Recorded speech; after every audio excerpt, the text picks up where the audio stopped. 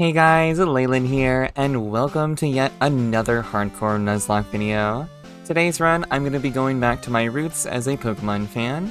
I do really love this series so much, and I've been playing Pokemon since Red and Blue came out in the US. So I decided to check and see if I could do a run using only Generation 1 Pokemon in Generations 8 Pokémon Sword.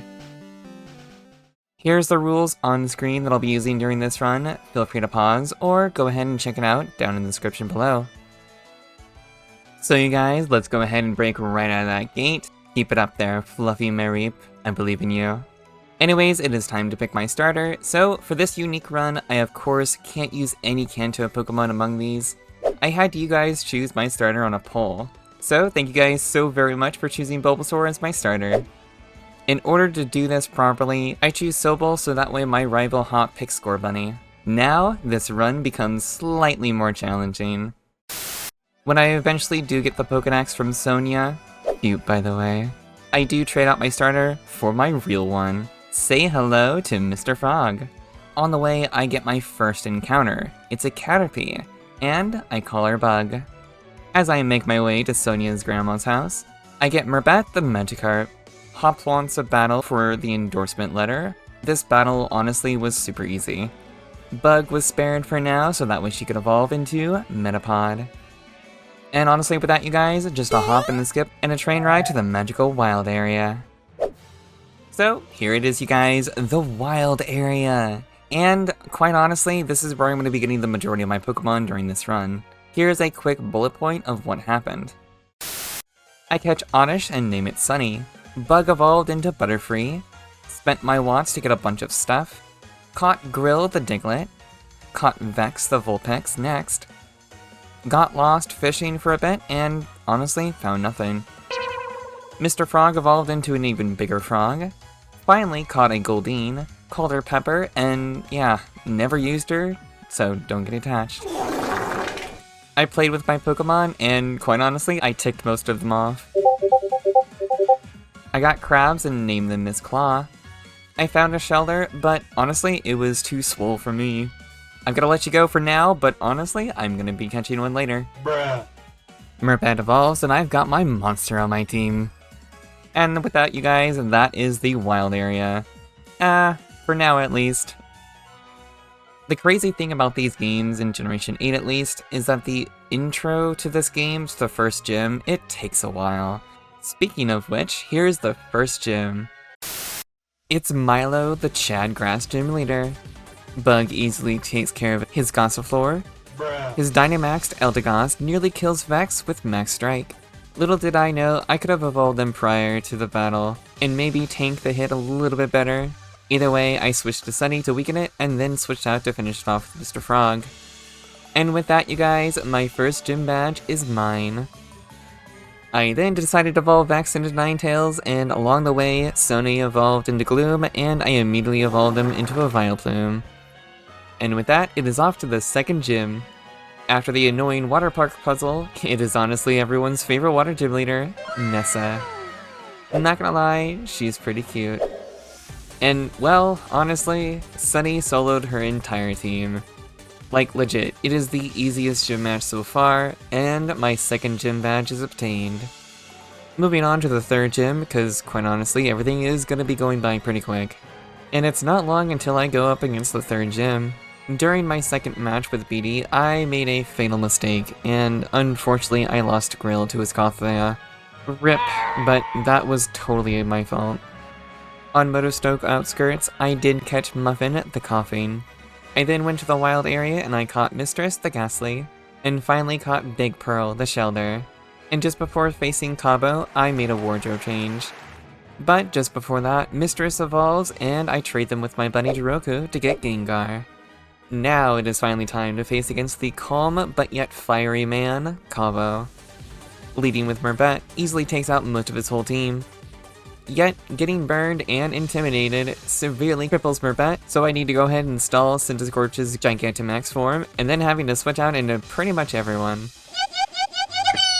I do eventually end it with Merbat using Waterfall though. Not gonna lie, this could have gone far better, but I was honestly panicking a little bit. Either way, third gym badge obtained, and I am moving on.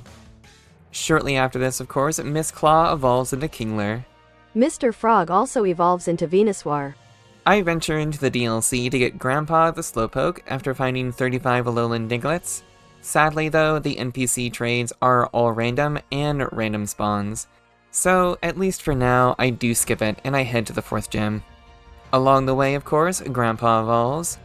And now I finally get to go up against Sword's first exclusive gym leader, and I'm sure most of you are excited for Bay. But despite how cute and strong she might be, Mistress demolishes her entire team, making this yet another easy gym fight. 4th gym badge obtained, and it is not long before we hit gym number 5. And with the power of video editing, and here it is, the fairy gym leader, Opal. The weird thing about this gym, you guys, is of course the quizzes, which gives you stat boosts if you answer correctly. So with that, I lead off with Murbat to set up and spam Iron Tail, yet I am extremely unlucky due to its low accuracy. So I switch into Grandpa, and he gets all of the stat boosts, making him essentially unkillable, and wrecks through her entire team. 5th gym badge is obtained. On my way to gym number 6, Hop wants yet another battle, and while he is better here, I was honestly able to keep the tempo the entire time, making this match extremely easy. Just before entering the 6th gym, Big Pearl evolves into Cloyster. And honestly, I can't really explain it to you why I thought Ice is super effective against Rock. It's not, it's the other way around. Yet, here it is, gym number 6, and the 2nd version exclusive gym leader, Gordy. His Barbaracle goes down in one shot from Sunny's Giga Drain. His annoying Shuckle takes a few to go down because it is such a bulky Pokemon. Unfortunately, his Stonejourner manages to get off Stealth Rocks before it goes down to Sunny's amazing draining powers. Last but certainly not least, his Colossal comes out. I switch to Miss Claws to stall out his Gigantamax form a bit, before switching to Grandpa and weakening it with Surf. Then switching to Murbat to finish off with Waterfall. Overall, it was not really that hard of a match, and my 6th gym badge is mine. After that gym match, my rival Hop wanted yet another battle. It honestly wasn't much of a struggle. Sunny walled and drained his duel. Murbat rained all over Cinderace. Mr. Frog slowly took care of his pincher turn. His Corviknight was slightly annoying, but I finally was able to take it down. And I finished things off by sucking his Snorlax dry. GG rival, but better luck next time. Now moving on to the 7th gym. And honestly, I was kind of expecting to get through this with a little effort. And it does start out fine with Sunny taking out his Scrafty in one shot with Moonblast. Switching to Miss Claws on the Malamar. Unfortunately, she gets a crit. For whatever reason, I felt keeping her in was the better option here by using Stomp in the hopes of getting a flinch, but that didn't really work out.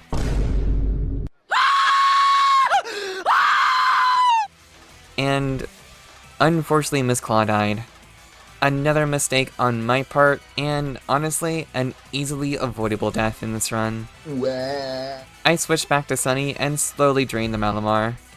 Obstagoon comes out next, and I switch into Murbat to give me the opportunity to set up and sweep the rest of his team. His ace unfortunately is kind of bulky even with this setup, but I still managed to take it down. Last of his Pokemon is a Skuntank, but with Murbat getting a defense drop thanks to Obstagoon's Obstruct, I thought it would be safe to switch out into Mr. Frog. I set up Leech Seed, and then I switched to Big Pearl to let it slowly die. Thus getting me my 7th gym badge and nearing the end of this run. Basically after this, I go straight on and challenge Raihan to obtain my 8th and final gym badge. Because honestly at this point, I am very confident in the victory. And there is one thing I do love, is that the fact that they have double battles in here. And to be honest, I kinda wish Game Freak does more of these in the future. So with that, I grab my Go Goggles because Raihan brings up a Sandstorm during this match. Leading off with Sunny and Murbat, I focus on getting rid of his Gigalith to prevent him from using Stealth Rock, because all his Flygon wants to do is use Break Swipe. His Sandaconda is out next, and I slowly target them once again because this thing has Glare, which can seriously ruin your day, having your entire team paralyzed. Sadly though, Murpet does get paralyzed before Sunny one-shots his Sandaconda. With him sending out his ace Duraludon and going to be Gigantamaxing it, I go ahead and swap out Murpet for Big Pearl to tank its hits. A couple Giga Drains from Sunny and his Flygon finally goes down. Now it is a 2v1. And I honestly have a quick panic attack from Mr. Frog, nearly dying after spreading his seed. But luckily the Sandstorm ends, thus saving Mr. Frog. I do of course quickly switch them out into Grandpa, and victory is eventually won due to how bulky his Duraludon is. Beyond risking my starter in this battle, overall it just wasn't really that tough. And with that you guys, my 8th and final gym badge is obtained. After getting through what is called Victory Road, it is finally time to take on the Champion Cup. And it's here you guys where things are just a little different. You take on your rivals to see who goes up against the gym leaders in a turn-style match. There unfortunately is no Elite Fours during this generation, which is a little upsetting to me. I would honestly love to face off against a brand new set of trainers after defeating my rivals. Beyond that, what prep I did do is I caught a Rhydon and a Pikachu in the wild area. Anyways, sad to say, there's really not much to highlight during these two matches against both Marnie and Hop. To be honest, Hop's previous match was tougher to me, but only a little bit. So with that, and skipping the story, it is time for the Champion Finals. BD of course tries to butt in for a rematch, but Murpet said no. Honestly, this was such a ridiculous fight, I don't even know why it was a thing. It was so easy. And with that, the real Champion Finals begins. Nessa is up, and Spirit solos her entire team. Up next is May, and I have Mistress wipe out the majority of her team, and then I switch out into Murpet to 1v1 her Machamp. Last but certainly not least is Raihan.